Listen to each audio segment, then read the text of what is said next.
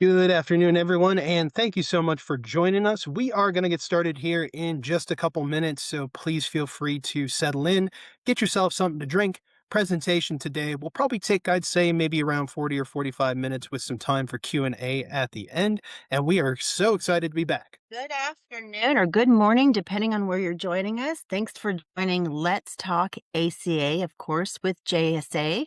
I'm Kathy Wilson, and my co-host is Alex Ferron. How you doing, Alex? I'm doing great, Kathy. How are you today? I'm good. This is our seventh episode of Let's Talk ACA. Hey, everybody. Our seventh episode? That's right. Ba-boom! And you all are here for it. That's what I'm talking about. We're going to have to do something special for our 1 year. What do you say? Absolutely. We'll do Yeah. that. Which means that ACA is not going anywhere, right? It doesn't seem like it, and we are Yeah. certainly going to talk about that a little bit today. Why don't we get into our topics for the day? Because let me tell y'all, we have plenty to talk about. Seems like it's been a bit, right? When, The when, when did we do our OEP. last one? October, September, I around then? think so, and then Yeah. everybody just kinda buried their heads in the work and got through it. It Yep. was a rough AEP for Medicare, a rough OEP for ACA, but you know what? We're survivors. We are. It was an interesting year. And so, with our hiatus, we wanted to make sure that, of course, you guys got the help that you needed during open enrollment. And, I'm sure we all had a little bit of time, but nobody wants to sit through an hour presentation or a podcast when you're out there pounding the streets, making sure you're getting those sweet commissions for the time that you put in. So, we wanted to take a break alongside you, make sure that you guys got taken care of. And we are back with our monthly series, and we're probably going to be doing them again all this year till October or November, right? Yeah, it sounds about right. We're gonna keep trucking along because what we do know from the past, a lot of things were proposed and they might happen in 2027. So guess what? We're gonna be gearing up for even more changes, but we're Yep, gonna keep you ahead of the game. absolutely. And we got a lot of talk about today again, and just want to say thank you so much, everyone, new and old. Whether you've attended our podcast in the past or this is your first time, really appreciate you spending an afternoon with us. So, Kathy, what are we talking about today? So, we're going to cover a few things that you might want to be in the know of. And just to kind of recap, everybody wants to know how everybody did and what's going on. So, we're going to cover 2026, just a recap. We're going to go into future of ACA. That's always the thing. What's going to happen if ACA goes away? What's going to happen? We're going to cover that. We're going to see who needs coverage and what you do after OEP, and we're going to talk about the next great healthcare plan, a lot of proposed regulations and rules and plans going in. And then we're going to also cover in between that short term medical. For those of you that don't know, you need to know. And so we're going to cover that really quick. That's right. If you don't know, now you know. And want to say as we get kicked off here, hi to John in the chat. Appreciate you being here today, John. If anyone has questions, this is something that we do as a little bit more of a forum as well. We want to make sure that the agents get involved, you guys in the chat get involved, and we've had some really great discussion in past sessions. So if anyone has a question throughout the presentation, you can use the Q&A function, you can use the webinar chat function. Just throw it in there as we go along. One great thing is I've seen agents answer questions while we go through the presentation. People who are tax experts, know a little bit more about financial planning, retirement planning. So it's a really great opportunity for you to not only talk with us, but to talk with the other agents here today. There's a lot of knowledge to be shared and go around. So as we go through, put your questions in the chat. Like I said, we're going to have some time for Q&A at the end, and just want to make sure that we are talking about everything that y'all want to talk about. So let's jump in to a little bit of an OEP recap. And really, I think what the theme of today is going to be is a little bit of recap, a little bit about what's happening next. And then, sorry if you've been on a few of them, we're going to sound like a broken record, but you got to be doing something with short term medical if it's in your area. It's back in a big way, and a lot of people have been asking us about it. So we want to make sure we keep spreading the good word there. So for 2026 OEP, recap. We're going to talk about a little bit of the rate increases. Obviously, like and I have both experienced this year, Kathy. This is a pretty crazy year for some rate increases. I saw 20+% in some areas, and that's just kind of the general rate increase in terms of the actual plan premium versus what you're getting on that subsidy. So, like some states, Washington is the first one that comes to my mind. We saw some pretty high rate increases, but I think about the national average was maybe between 15 or 16 percent. So what are our final numbers looking like? So, and we may come back to this page here, but I have some pretty good graphics on the final numbers right here. And one of the themes today is something that you already mentioned, Kathy, is the resilience is the word I've been using of the ACA and what we kind of expect to see going forward for the Affordable Care Act. Because one of the main questions we got this past year was with the One Big Beautiful Bill Act, the subsidies expiring, all the changes that we saw to the ACA, the indecision in government as to what to actually do with healthcare reform the past year. We got a lot of questions of is the subsidy gone entirely? Is the ACA going to be repealed? What's going on? Are we going to have to go back to just the old school major medical plans? So I think at a glance, the numbers here, they represent a little bit of resilience. So what we're kind of looking at is if you look across the top of the screen here, you're going to see the numbers that I have highlighted. And if anyone's on like a phone or you can't see very well, in 2023, total ACA enrollment, and that is your federal marketplace plus all of your state-based marketplaces, we're looking at around 16 million Americans. The ARP Act in 2021, the American Rescue Plan Act, that was what helped expand those subsidies. And we saw pretty drastic enrollment increases. But the biggest increase, and the reason I have it here is 23 to 24, actually. We saw an increase of over 5 million enrollees into the ACA. And if you look at the numbers historically, that is the biggest jump we've ever had. Like anything, it takes a little bit to get the ball rolling when there's these big kind of sweeping changes or something new gets introduced, like people in the past know they're never going to get a subsidy. All of a sudden they were getting subsidy. So from 24 to 25, we saw another pretty good increase, about 3 million. And then with the loss of the enhanced subsidies, there's still subsidies, of course. This is the first year in a long time we've actually seen a decrease in overall enrollment from the numbers that we have so far. We're looking at currently around 22.7 million to about 23 million. So we're representing about a drop of anywhere between maybe 1 to 1.8 million enrollees into the ACA for this current plan year. Now, you and I were kind of talking about this yesterday, Kathy, when we were going over everything. 16 to 21, 21 to 24, and a drop off of only 1 million with this drastic of a change. That's actually, in a way, kind of like a positive reinforcement to me that that many people are still enrolling into the ACA. What's your kind of thought on? Sure, we're talking about big numbers.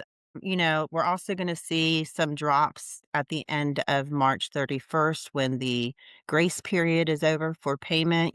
Some of them might have been sticker shocked or what have you and just picked a plan. And so you might see some dropping off for non payment. But the reason we had brought these numbers up because I want everyone to see that we're just talking a million from the Right. jumps that we had. We're still the 23 million people, 22 million people still have the marketplace, and it shows what education can do to help and the subsidies, of course, but you either have insurance or you don't, and we'll talk about what that looks like later, a world without ACA.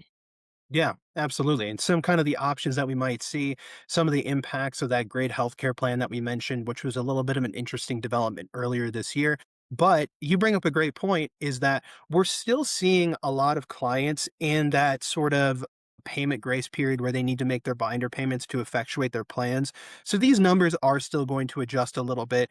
But if you look at the slide again, returning customers about 20 million if you round up very kind of conservatively, 20 million returning customers to the Affordable Care Act. I think that is pretty amazing to see. And I think that my parents are actually a good example where most people probably had to reevaluate their insurance this year. but they stuck with an Affordable Care Act option, whether it was more or less expensive. And so, with that binder payment kind of deadline coming up, with some people that maybe haven't seen, their re-enrollment price change, or they're just now seeing that, and like you said, sticker shock, we have some solutions for you guys as well a little bit later going forward as to how you can maybe address that with your clients. But let me back up here just one slide again.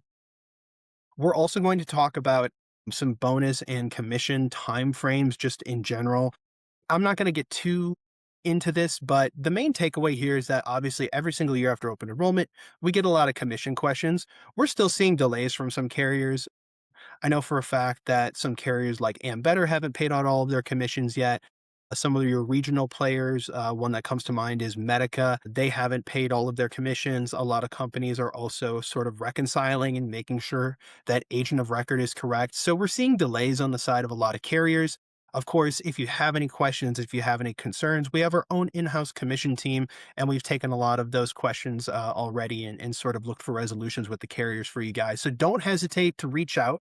But I'm just saying that it's very likely that some of these are just delayed and they're not actually missing. So, bonuses as well, we're going to see some bonuses pay out this year. I have an example later in the presentation of some kind of neat bonus structures that we're working with, but a lot of agents rely on the additional bonuses to kind of make ends meet after open enrollment. For most of what I'm seeing, a lot of bonus programs are going to pay out probably around May to June once the companies are able to sort of have all of those binder premium payments solidified, have all the numbers set in stone, and just make sure that they are able to calculate that accurately. And obviously, have it go through JSA as well. Make sure that we're getting you what you need and we can double check that for you. So expect your bonus payout if you earned one, maybe around like mid to June this year, is what I'm seeing. And then I also wanted to talk just briefly on some carrier changes, actually. Kathy, team me up. What was the big one? Aetna. Yeah, and I Aetna said bye-bye a long time ago. Gosh, August? yeah, September, maybe? that was around the time where they announced it, and I know a bunch of letters were going out to people at that time, but I actually was able to find some information on the final numbers for Aetna, and they had about 1,000,000 impacted clients, which is Wow. pretty large, right? 1,000,000 across the nation. And it's interesting to see that I know this isn't obviously a one-to-one correlation, but it's like the low end of where the marketplace enrollment dropped off actually was about 1,000,000 clients. Like I said, 1 to maybe 1.8 million. So it's interesting to see that even with a carrier exit that large, that we're still seeing that level of enrollment. And some clients were remapped. A lot of people had to make new changes and whatnot. But I thought that was a really interesting one in terms of a major carrier leaving and seeing the impact from that. So that was just one thing I wanted to touch on here quick. But let's keep moving on. We And have there were carriers in various states. Obviously, if you sell in those states, you know who exited that market at that time.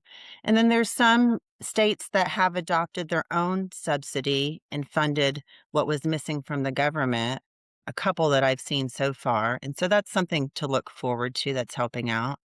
right. Absolutely. And so, like we were saying, Aetna ACA had a big exit. Some of the impacted states that I saw were the ones that I have listed here in the middle. It's a little bit small. So I have a minus sign by Florida, Illinois, and Arizona. Overall enrollment in these states dropped, whereas we actually saw more enrollment in states like Georgia, Colorado, and Idaho. I have a little interesting statistic here, and excuse me for looking off screen, but the average here, and let me, I know that I don't have these exact numbers for you, Kathy, so I want you to take a little bit of a guess with us.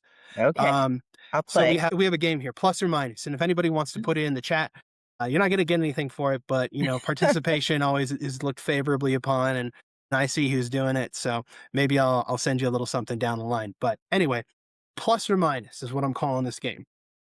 So on a national average, Kathy, what do you think? Average insurers per rating area. So essentially, how many plans are available in a given area? Do you think that went up or down for 26? Would say I'm gonna say up for some reason. Okay. Okay. I see a few answers in the chat. Down, down, up. I would have said down. Given everything going on with the ACA this past year, I would have been like, Aetna pulled out. We saw some other footprints decrease. Molina Mm. exited some states like Wisconsin. But It But actually I went saw a up. lot of growth, right? I saw a lot of carriers come in where they were never present before, and so that's where I was like, it probably either evened up out or it went up. Exactly. It actually went up. Now it's a very small margin. I would Sure. almost call it stayed equal, but the average carriers per rating area increased from 4.1 to 4.2. So you got Oh, 0.1% or point, winner. so 10%, so to say, of carrier increased per given area. So that's actually a plus. So next one, counties with 3 or more insurers. Do you think that went up or down for 26? That's a good one. I'd Kinda ties in with the say first one, but I wanna know what you say. I'd say up. Again, I've Right? seen some movement where carriers have come into counties, so I'm seeing a lot of ups in the chat now ever that who's first with question. me? We say up. Who says up? Who says down? Alright, no, this is actually it remained essentially unchanged, a little bit of a trick Oh, wow. question. So, currently and this is crazy if you look at an old map of the marketplace availability from, like, even 2017, 2018, 97% of counties in the US currently have 3 or more companies available in them. So you're at least getting 3 options in almost every single county, even rural ones, on an average with 3 or more insurers per county. So I consider that if you said up or if you said down, you both win. That's essentially a null one, but I thought it was a good point.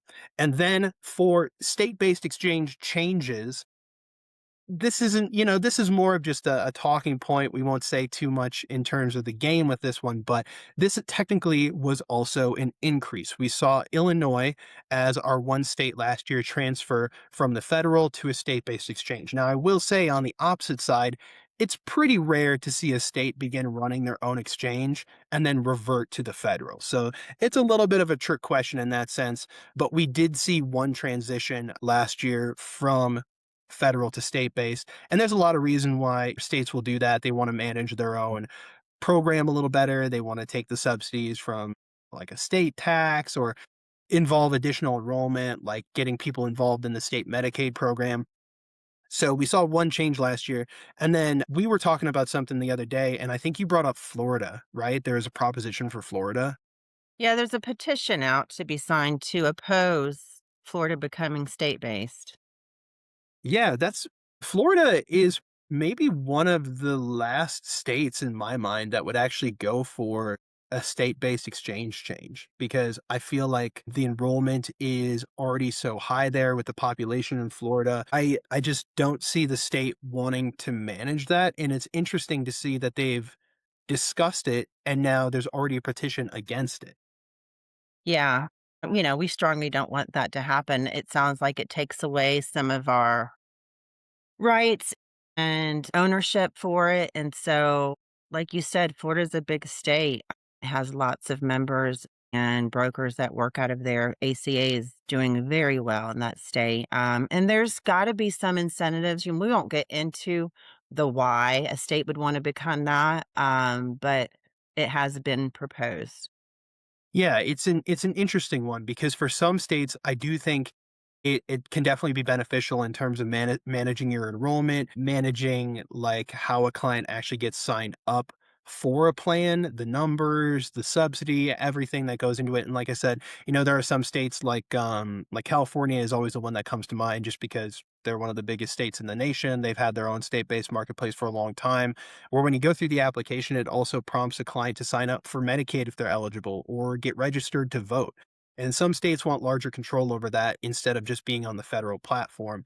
However, it also can make things more difficult, like actually filing in that state to offer a plan, or these carriers meeting the bottom lines and potentially getting cold feet and then just pulling the product out of there. So, some good and bad, but I think for Florida with the way it is right now, I would also say might as well keep it as is, you know?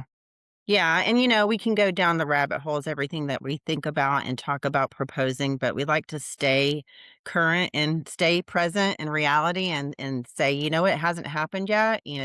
We can't predict the future, but when it does, we'll be able to help you maneuver and figure that out, just like they did with every other state that was changing over. Yeah, exactly. We'll probably see a few more proposals over the next year or two. I mean, states We're almost at, I believe, like 50-50 right now in Yeah, terms of state versus federal marketplaces. I got to recheck my numbers again, but it's almost like 25 and 25. you're right. It is. So, interesting little development there coming from the state of Florida. So, now what we kind of want to talk about is, as we mentioned before, we're still in sort of that grace period after the open enrollment time frame. Maybe some of your clients are saying, hey, I was really busy. I was traveling during the winter months. I didn't really check my plan. I knew it would roll over. And all of a sudden, whoa, what's going on with my premium? How can you help me out with this? So, what we really want to talk about is some options for after open enrollment, special election period timeframes for clients that might still need to get signed up. Short-term medical is going to play into here as an alternative for people that find their pricing too high or maybe didn't even have a chance to make a choice if a plan left their area. Also want to talk about getting into sort of our next discussion with the future of ACA and what could happen if subsidies get expanded, which has been just an imminent question for us. It just keeps coming in. And I want to talk a little bit about, cross sell with you as well, Kathy, because I think this is something that as an agent in the past, you could put some good information out there. So for our SCP opportunities, I have the three main ones listed there. And would you kind of say those are maybe the three main ones we're looking at after open enrollment for changes? I agree with that. Or change in household, maybe. Something like a marriage, a divorce, Hmm. if you have a child, even adoption, anything like that that changes the actual number of enrollees in your household, that can open you up for an SEP to get a marketplace plan.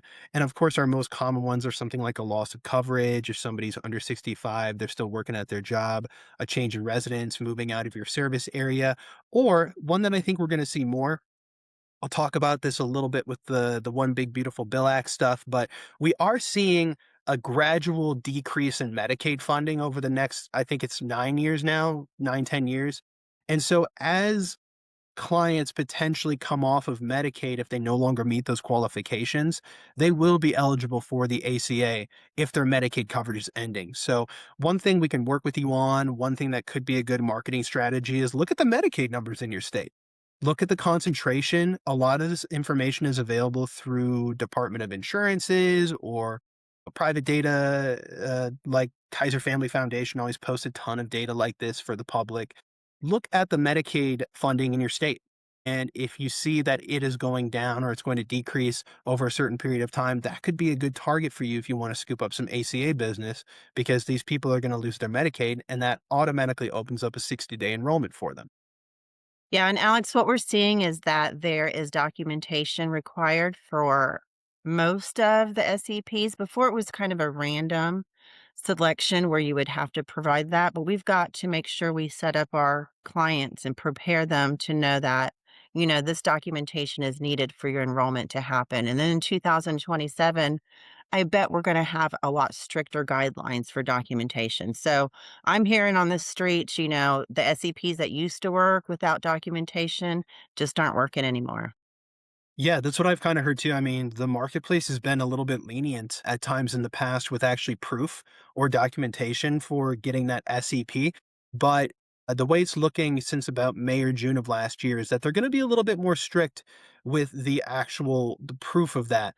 And so, really, especially with your Medicaid clients, if you have anybody that is losing Medicaid, or if you want to do a little bit of a targeted campaign towards those folks, they're going to want to have those letters of denial from their state Medicaid. That's going to be the proof that the marketplace is looking for. This is the next point we have here, and I want to keep moving along because we do have a lot to talk about today.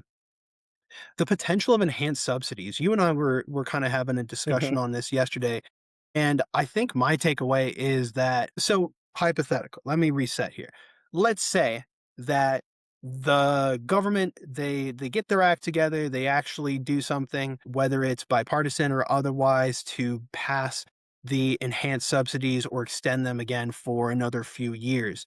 There's a lot of questions here where it's like, is that going to be retroactive to the beginning of this year? Will it be automatically adjusted? Will clients need to call in with proof of their income and their household or file, with their give them their tax filing, something like that, to then receive the enhanced subsidies? Again, there's a lot of questions, but I think the main question we had is if this will open up an SEP, and what was kind of our take on it. Well, we could split hairs because, we tried to go into what was being available for reading wise, and at a surface level, there will not be an SCP offered. However, unless it's accompanied by um, another SCP. However, Alex and I are diving into different SCPs that aren't your usual and trying to find some sort of a loophole in there. More to come. Again, we don't know until we try and when it happens, if it happens. But I get that question a lot, and I know brokers are wondering, well, gosh, if the subsidies come back, and how does that work for all of these clients? Do they then get to re-enroll and select a plan again? Do they get the subsidy given to them off of their current plan? We're just not sure how that's going to roll out. Exactly.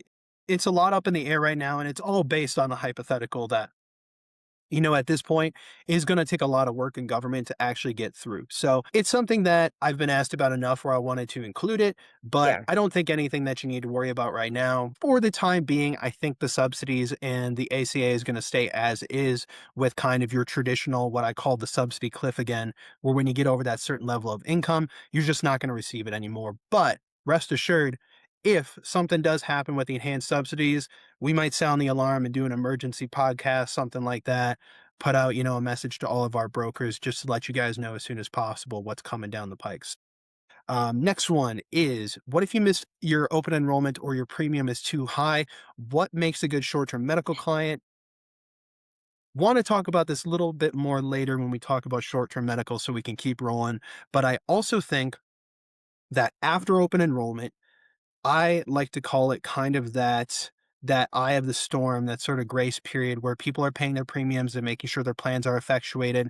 After about 3, 4 months, I think as a broker, it's a really good time to follow up with everyone, maybe around late March, early April. How's your plan working for you? Are you able to afford that premium? Have you used your plan at all this year, and were you hit with an out of pocket cost that you didn't expect? Do you have dental coverage? Not all marketplace plans provide dental coverage. So this is a time for cross sell. And what do you think, as an ex agent, Kathy, some of your cross sells would be product wise for ACA clients? Yeah, product wise, I think that some of us kind of get to a standstill. Let's say we're doing well in our career as a broker, and just don't want to maybe take on another line of business, or just don't want to learn one more thing. Guys, I'm telling you, you're missing a lot of laying money on the table, because just think how simple it is. And I'll just define it just real simply. Hospital indemnity, it pays you to go to the hospital and covers that copay. This is for Medicare and ACA. Dental, it's a small premium, and it gives you 20% and it keeps you on for a year. So that gives you a whole year of the premium. And then you get more coverage if the client stays on. And you can also have credible coverage counted for a year. Let's say you had it through work or something like that.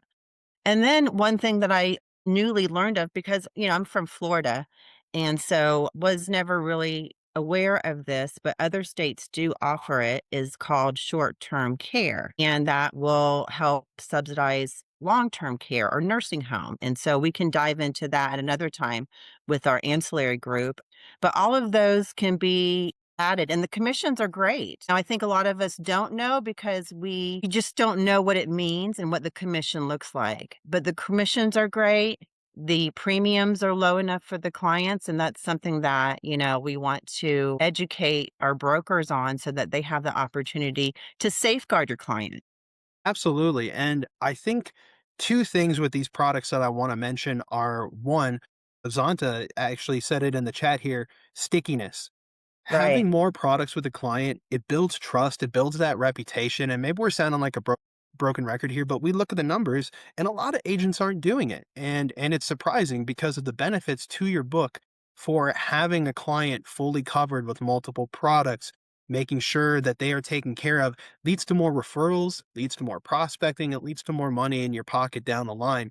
And the other kind of, I guess, keyword that I think of when I think of cross sell is flexibility. Because a lot of these products, like hospital indemnity, the short term care, short term recovery care, different from short term medical, dental vision, these are all very customizable plans, very flexible products where you can really tailor how much of a monthly premium you want your client exposed to versus how much coverage that they need.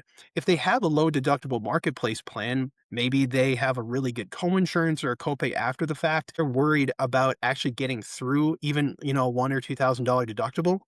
Accident plan. They get hurt, lump sum payout gets them right through the deductible. Maybe they have a copay product and they're worried about the out of pocket cost for an outpatient stay or an ambulance ride. Hospital indemnity has a ton of riders like ER visit, ambulance rides. You can totally customize how many days in the hospital your client needs coverage for, in or outpatient. And dental and vision is the number one requested coverage of all insurance clients. If anyone has tuned in to our cohort, Nuria, she does a lot of ancillary sales. She's our ancillary sales director. She will talk about dental vision all day and how it is the best foot in the door product, the best sticky product for your clients. Everybody needs dental care. Doctors have been telling us for how long now how important it is. And for the price, it is super affordable now more than ever. A lot of times in the past, I think you said this, Kathy, agents are like, whatever, dental, you're trading money now for money down the line. But some of the benefits we've seen, especially with like the major services and the orthodontia on some of these more current plans, they're fantastic, and you're even getting first year coverage on them when a lot of times in the past, you weren't. You can even get your kids braces year one. These plans have really become actually solid insurance options, and I'd say we have at least 4 or 5 standalone carriers right now, so if anyone has questions on dental vision, that is what you need to be talking to us about. So, Linda, you ask a very good question here, and this is something that I wanted to address. If they can barely pay their ACA premiums, how can they pay for ancillary plans? Great question. And I know that this may not be the perfect time of the year to do it, but my solution to that would be, let's say they did have a change in household income that would make them eligible to potentially change their plan. See if you can save the money on the ACA premium, give them a higher deductible plan that is going to cost them less money for, their actual base health premium, and supplement that with an ancillary product like an accident plan, like hospital indemnity, that's going to help them get through some of those major out of pocket costs. So maybe, their plan will still cost $300 a month. However, if, it's a bronze plan with a $7,000 deductible, instead of making up that huge difference just on the ACA, give them an accident plan that gives them a $7,000 lump sum payout if they break their arm or something. Guarantee you that's a lot less premium and difference, and that way, if you're paying an additional $50 a month for that product, you're saving that client a huge out of pocket exposure. So, yeah, a lot of this is going to take some planning during open enrollment or anything. But if you have those scenarios come up, think outside the box and give us a call. I bet we have a solution for you. Yeah, and it's not for everybody, but I guarantee you that, first of all, we have to believe in the product. And once we do, a lot of our clients don't have it because we've never mentioned it. Right. Absolutely. All right. So moving right along, because I still have some stuff to talk about, and we're sitting at about 30 minutes right now. So I want to make sure we're able to give you guys some time for other discussion or Q&A at the end. The next two, I don't want to go too in depth on. And frankly, it's because for the One Big Beautiful Bill Act, we saw all these changes come through. And then what happened, Kathy? Nothing. A bunch of them didn't happen. Absolutely nothing Yeah, it had until to do. 2027, maybe. Right. Maybe. We're expected to see some changes. This is what we're going to talk about. However, there are some US district court rulings last year that essentially blocked a bunch of the provisions in this anyway. And it ended up being not as many changes as we even thought. The other thing we want to talk about is that great healthcare plan announcement from the current administration. And that also is somewhat bare bones right now. So, again, I don't want to get too deep into this, but I want to hit on it and make sure that we're telling you guys enough to be dangerous here. So, the One Big Beautiful Bill Act. This was a Trump's kind of sweeping legislation last year that proposed a lot of changes, not just with healthcare, but with, or rather, the ACA, but with healthcare reform as a whole, Medicaid, even Medicare. So, one of the things that they are talking about, which I mentioned earlier, was that continuous slow defunding of Medicaid programs across the US. I can't remember exactly what the Congressional Budget Office said, but it was getting close to like I think it was in like 900 billion in cuts or something like that. It was a crazy number. And maybe I'm way off on that one. I'll have to look back through my stuff, but it was enough to have an estimated between I believe it was 13 and 15 million Americans lose Medicaid in the next 10 years, which sounds like a crazy number, but they're rolling it out slowly. So that's where I want to say again, look at the data. Ask us for help if that's something that you want to target. We have some mailers and everything that we could help you with as well. A lot of good marketing pieces to put yourself out there. This would be a good opportunity to get those clients losing Medicaid onto an ACA plan. That was part of this bill. The other one, which we thought was going to happen last year, but is actually poised for 2027, is a shortening of open enrollment. With this, we've seen for the last few years now, January 15th being that extended date for most of the marketplaces, where if you write a plan after December 15th, your client can still enroll, but they're going to start February 1st. This proposition says that come the next year's open enrollment, so 2027 OEP, we're going to see a shortened open enrollment again. So that would end on December 15th or 16th. Possible extension, but again, this is very up in the air. Thought it was going to happen last year and it ended up not happening. The next one, Kathy, I want you to kind of speak on for a moment because this is one that I think we got a lot of confusion on, and that was those auto renewals. So, what happened with it last year? Was it oh, you caught me off guard, $5? Yeah, the proposed auto renewal for people on the $0 Oh, well, plans. first of all, you're not going to be able to auto renew. Correct, in 27. And again, that was something that we thought was going to happen just sweeping across the board for all marketplace plans last year, and auto renew stayed. So, and that was one of those things where people were, kind of freaking out. I have all these $0 premium clients in low income areas. They're not paying anything right now. They don't even have a bank account linked to their plan. How are they going to know to pay $5? They're not even being notified of this. Again, that was something that didn't happen here. So we have to see kind of what plays out for the next year and if we're going to see any sort of adjustments to this. And then one thing that we already talked about was the increased eligibility proof requirements. This is where for your SEPs, they're going to want that proof ahead of time before actually approving their plan. Traditionally, the way the marketplace is operated is we're going to get you signed up. We're going to get you enrolled and effectuated. And then you have, I think it's like a 90-day grace period to send in what materials you need to actually show that you're eligible. I think it was 90 days, right? Yeah, but if they put this through, it will reverse all of that, and you have to have your documentation go to CMS first, then it shoots back to you, and then we'll let the client enroll, and you could be past that day or so. We were looking at about 13 or sorry, 3 weeks per enrollment, sometimes sooner, sometimes, you know, later, and then Michelle had mentioned up here that, she had 2 clients that needed proof of loss of coverage and one that didn't, and that's just random, but going forward, if all of this gets passed, it won't be random, and there will be a time period where you have to get those documentations approved by CMS. So, we're just gonna have to go at it as we can. Just make sure you're well prepared. Again, past years, this year, starting to catch up.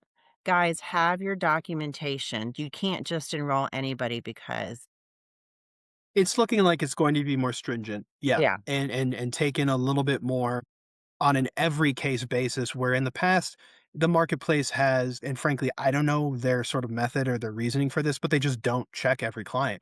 Michelle, like you said, that's traditionally been the method where you'll sign up maybe 5 SEP clients and only one or two are going to be like, hey, send me a bill to your new house or send me the birth certificate for your kid, something like that to prove that you had a change in your household or otherwise pay stub for a major change in income. Expect to see more of those requirements being pretty hammered on going forward.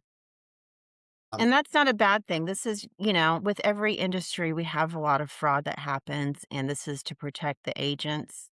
Those of you had have your clients just moved over back in the day and someone else became their agent of record, these things are being put in place so that it can, decrease fraud and protect the agent and the consumer.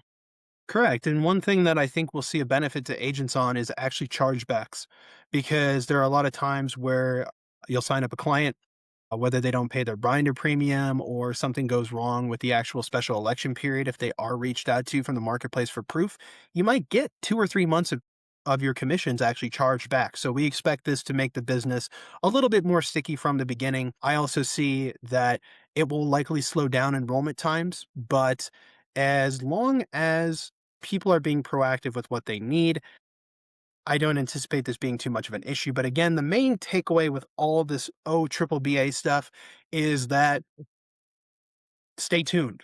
We'll keep you apprised of it because there's a lot to that might still happen. But let's keep moving along. We have a bit more to go through. Yeah, let's keep talking. So this was an interesting one. I'm not going to hit on this a ton because it is pretty much at this time a framework. But if anybody heard about this, the Great Healthcare Plan was a broad framework that was introduced by the current administration on January 15th of this year. And what President Trump said at the time is put it into law. And everyone was like, there's nothing here. It was basically a few bullet points of, frankly, some really good suggestions of changes that could take place in the healthcare industry, but not a lot of actual detail as to how they're going to be implemented. So I want to talk about three of the proposals quick. One of them was quote unquote lower insurance premiums. And I'm going to include a link to this if anybody wants to check it out in our follow up email. It's on the White House website right now. But basically, what the proposition was is instead of having these subsidies as they are currently with the ACA, where it's settled up through tax time and you got to prove it through your income, they said we are going to just establish health savings accounts for every American that wants to enroll in this type of coverage. And we are going to put money from the federal government directly into your account. Now, to me, this doesn't really make a big change from the current system because it's the federal government helping pay for health insurance plans, at least on the federal marketplace, right?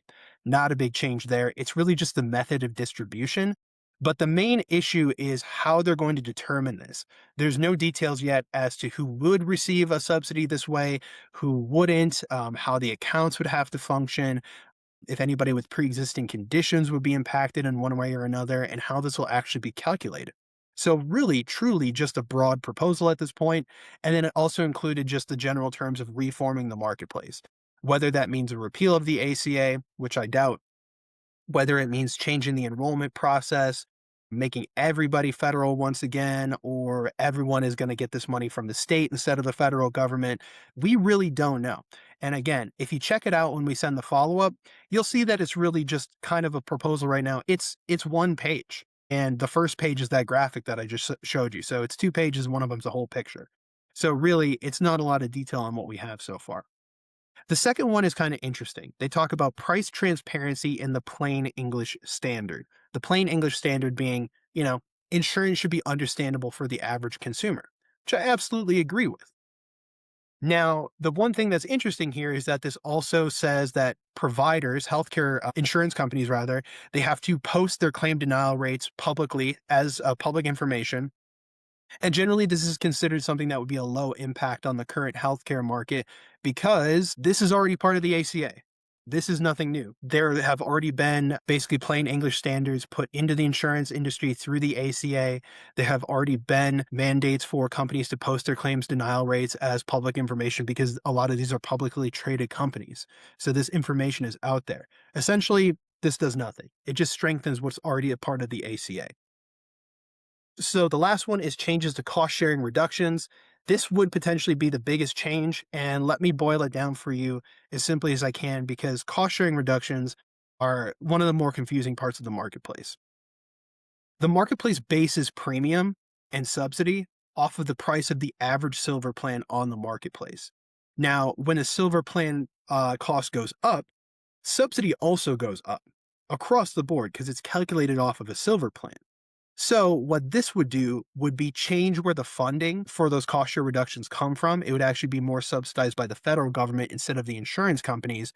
So what that means is essentially the silver plan would decrease in price, which sounds good, but that would also mean that subsidies across the entire board would decrease in price. And we actually saw this as a little bit of a byproduct of the changes to the ACA last year. Silver prices went down across the board, and not only the enhanced subsidies went away, but subsidies went down across the board because of the changes to those silver plans.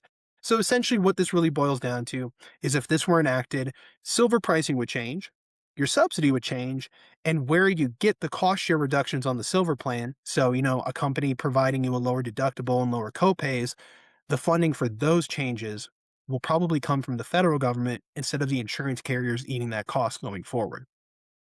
So, in general, there's some interesting propositions in here. I'm not going over everything, but I wanted to kind of do like a little bit of a hypothetical of what would some of these changes actually look like in end effect without having, a really great framework to work off of at the time being. So, another one to stay tuned for. We're going to see some changes to this as well this year, I would predict. So, as we move along here, what I want to talk about is two more quick things. I want to quickly touch on short term medical and its current viability, and then a few steps for you to get started as an agent. So, Kathy, what has kind of been the theme with short term medical since, I guess, what was it, August 7th of last year? What did we see?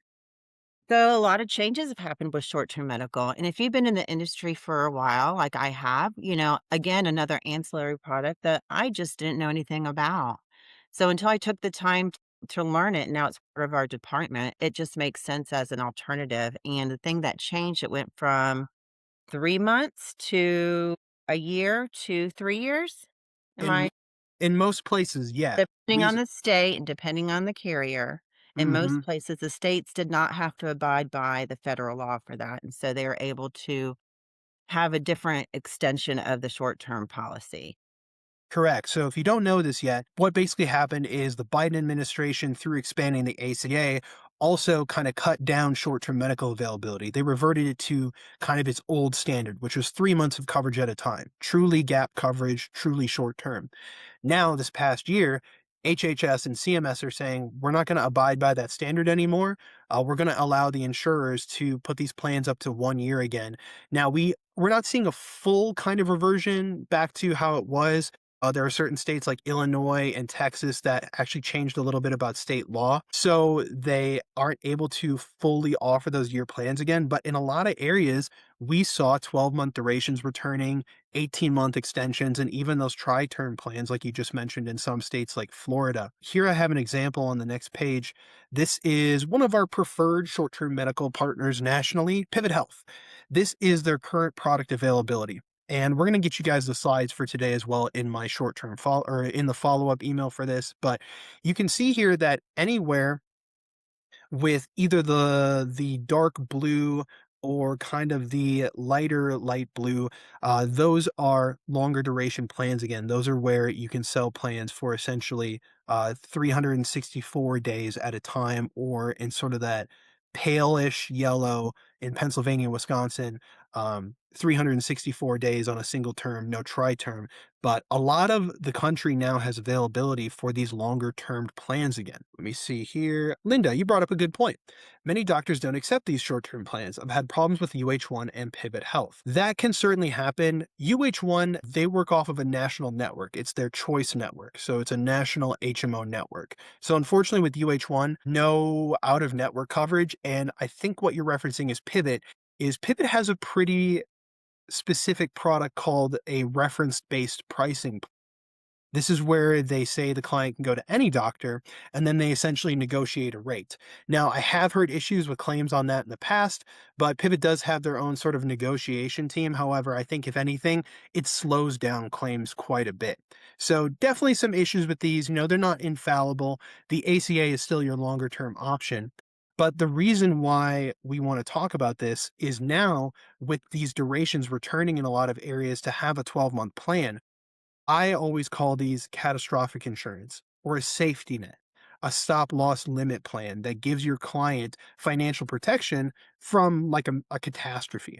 So, we talked a little bit earlier about who would be a good short term client. I think a good short term client this year would be one, if you got to pass underwriting, what do you got to be, Kathy? So, some quick key because when we're talking about short-term medical, it's like you always hear, with the reps or we're doing webinars, and it's like, well, they got to be pretty healthy. They got to be on no drugs pre-existing. So I'm going to read just basically no pre-existing conditions that you receive medical advice diagnosed specifically for 2 to 5 years, must pass the health questionnaire. Illnesses like cancer, diabetes, heart disease, AIDS, or obesity can get denied. Age limits 19 to 65. High risk lifestyle could get denied. And prescription history could disqualify you. So it's not for everybody, but it's a great option for a lot, right? So, one type of person that might come to mind is someone who is anti Obama marketplace and has a political stance. Yeah, we do see a lot of, Do they go uninsured because they just will not get on the marketplace, right? I've heard that a lot in the last few years. I Of mean, course. to me personally, it sounds silly. I just want healthcare for a decent price, right? But there's a lot of politicization in healthcare. Obviously, that's a lot of what we talked about today is sort of these government propositions and then ramifications on what we do as agents and advisors. So, a lot of people they just may not want to get involved in the ACA, or they saw their premium skyrocket this year and they said, forget it. I'm going to get something else. If you have your healthier clients, no chronic conditions, no, major prescription drugs that they need covered, really, it has to be a healthy client. This is a good opportunity to put that person on maybe a 9-month plan, a year plan, whatever it is, get them through to the next open enrollment period, reevaluate them at that time. You're at least giving them a more cost effective option to get them through the course of a plan year and then allowing them to pick a new product maybe come next open enrollment. So it's a really good way now to not only cover maybe a 3-month gap, but what we could consider almost an entire year gap between having potentially affordable coverage again. And of course, you still have your scenarios where maybe somebody's a gig economy worker, maybe they're in between jobs and they have to wait for a probationary period for a couple months at their new job. These are all good clients that would be a potential for a short-term medical option. So, I'm going to talk a little bit about a bonus structure here in just a moment, but I also want to talk about if you want to get involved selling the ACA. We have a whole kind of first steps that we can help you with, but the best first step is to get certified. And if you're going to do the ACA, you have to do short-term medical if it's available to you. Some states don't have it, like California or Colorado. So, if you're working at a state based exchange like Illinois or Washington, New York, check with us. We can help you make sure that you're doing the correct certification, not wasting your time, and so that you're able to sell. And then at the end, I have a little bit of a heads up for y'all on our Green 365 training program. We have some pre recorded videos that are going to be out soon, and we'll give you some awesome first steps for getting involved with the ACA instead of having to tune in with us every single month as well. So we're wrapping up here, but I wanted to give an example of a bonus. And this is some public information you can find from the carriers if you're so inclined. But these are two bonus structures side by side that I'm comparing with United Healthcare. So their ACA bonus, they actually provided a bonus last year. This is their 2025 bonus for new and retained members. And so if you look here, even if you're under 50 members, let's say you have 25 members just to make that cutoff, you're still getting a bonus of 25 members or $25 per member, not policy, per member that choose to simply re-enroll with you year over year. That is really more than a monthly commission in one single bonus per member. And it's a really good way to give yourself a way to push to actually get a nice little chunk of cash in the middle of the year once that bonus comes in. And I want to bring up UH1 because our short term carriers are not just short term carriers. They have awesome ancillary product suites as well. So even if you're working in a state that doesn't have a short term product, get in touch with us and check these out because look at some of these other bonuses for your ancillary plans, hospital indemnity and accident plans. You can earn 25, 75, $50 an application. If you go all the way up to the top and you're selling in a state like Florida and you get a client with a tri-term plan, $500. One application, $500 per application. There is a 30 app minimum with this bonus in particular, but I can tell you that other carriers that we just mentioned, like Pivot, they have no minimum, no sign up, nothing. They're just going to incentivize you to sell these products. So if the standard commission isn't something that you feel is going to be worth your time, know that all of these carriers are oftentimes providing bonuses that are really going to help you make ends meet and get you through that finish line to get some plans in your client's hands. So I just wanted to kind of give a very basic example of a bonus structure so that you guys can see what we're looking at, as most of our short-term ancillary carriers and ACA carriers are providing bonuses really competitive with what you're seeing on screen right now. Yeah, and just to clarify, that's on top of your commission. That's a one-time bonus per person per policy. So the incentives there, and it's great to see that our carrier friends care about retention. They're not just trying to get new business in, because we care about retention, right? That's the butter that we live on, and so we want to make sure that we're retaining people, and then now they're going to pay us for it. Wonderful. Absolutely. That's our bread and butter. You said it best. And 20 million people re-enrolled in the ACA for 2026 so far. So Right. retention is no small game. You know, even if you have a book of 50 to 100 people, you're going to get a nice bonus for most carriers for retaining those members. So keep that in mind. If you want more details on that, get in touch with us. But now, as we wrap up here, we are 2 minutes to the hour. We had a little bit more to talk about than I even expected, but hey, we went on a break, you guys, and we wanted to give you some good information about what we saw during open enrollment and what we expect to come up this year. But one of the things we're seeing is our Green 365 program. Kathy, you want to talk about a little bit of the videos that we filmed and kind of what we're cooking up here? Sure. Each of us, a member of our team, Zonta, Alex, and myself, have taken a part of the Green 365, which means get ready, engage, and roll now, 365 days a year. And ACA falls perfectly, as well as short term medical, under that umbrella. And we want to be able to provide you with training at your fingertips. And so we go through a ACA 101, the community aspects of ACA, deep diving into ACA, and marketing for ACA. Absolutely. But boom, you want to know how to sell an ACA plan? You want to know how to do grassroots marketing? You want to know how to set up an event or a seminar in your community? We have all of that at your disposal, video on demand. So check out our Agent Resource Center. There's already some videos in our Green 365 training program, but we're going to be posting more of those this year. It's going to be a really great resource for you guys. And if you don't know about the past work that Kathi and Zonta have done with JSA, they are the dual special needs experts, the progenitors of that program here at JSA, and they have a ton of great information if you're working with Medicare dual special needs plans as well. So go and check that out. That's on our Agent Resource Center right now with more to be added. Hey, So, Alex, where can they see us at next? where can they see us at next? We are going to be so first off, We're going to be live together. I'm doing a short-term medical presentation Oh, on yes. March the 17th. Then we are going to be hanging out for the cool March Madness event in Green Bay, Wisconsin on the 26th. And then our next podcast is going to be April. I believe so. That's going to be our eighth episode. A few more things. Let's see. What do we have? Medicarians in Vegas. I've seen a lot of ACA topics on there. That's becoming very prevalent for brokers, nationally to get involved with. And so they've got some celebrities, you would say, that are going to be speakers in the ACA world. They're going to need to change Look that name. forward. I don't know if it's just going to be Medicarians anymore.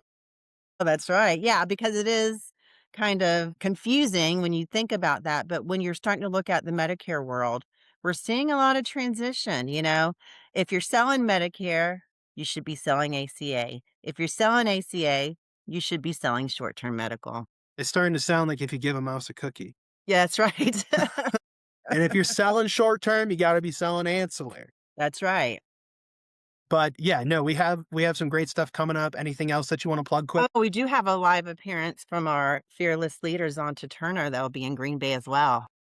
Yeah, that's right. You're joining us there, Zonda. It's going to be a fun event. If anybody is in It will be Wisconsin, fun. around the Green Bay area or otherwise, get in touch with us again. That's going to be Thursday, March the 26th in lovely Wisconsin. It's going to be a lot of fun. So, with that, we are 1 minute past the hour, and I really want to say thank you again for spending this time with us, you guys. We definitely talked a little bit more than I maybe thought we would today. We had a lot to go over, but hey, that's what it's all about. You come in, you hang out for a little bit, get some information hot off the press. And now I want to just go through the chat, see if we have any unanswered questions. And if anybody still has a burning question, feel free to put that in there. But we will be sending out a follow up to all of you Yes, I today or think we tomorrow. covered it all. The only thing Linda had mentioned, and you might have jumped off already, is ministry and religious plan. Those are non-commissionable. We don't offer them. They're an alternative, but we can't really speak on them too much. Yeah, you'll sometimes hear them about them being called like health share ministry plans or Mm. fraternal health share plans, where you have to be a part of like a religion or an organization to actually get on the product.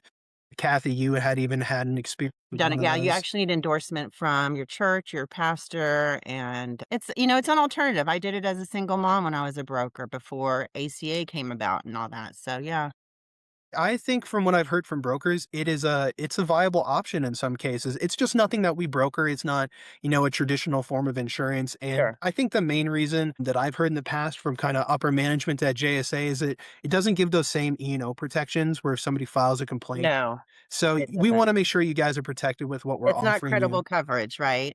Yeah, and So in a lot of cases, it's not creditable for the yeah, ACA either, but it is an option. So, if it's one of those where you've exhausted all avenues for a client, maybe look into it. Could be a solution for them. So, as we round out here, I want to say some thank yous. Isabella, Austin, Zanta, I see you're still in here. Betty, John, Kelly, thank you guys so much for spending your day with us. Really appreciate the time, and anyone that's already bopped off, of course. So, again, we have a lot coming up. Check out jsaonline.com and our events page. We're going to have regional events, webinars every Tuesday, Thursday. A lot of times we're going to have other ones kind of peppered in there as well. We have some live stuff that we're going to be doing, as well as our monthly podcast. So I hope to see all of you here again next month because we're going to have more to let's talk about. What do you say? sounds good. We'll see you guys in April, April 2nd, 1 o'clock p.m. Eastern. All Yeah. right. Thank you, everyone. Have a great afternoon. Thanks for joining us.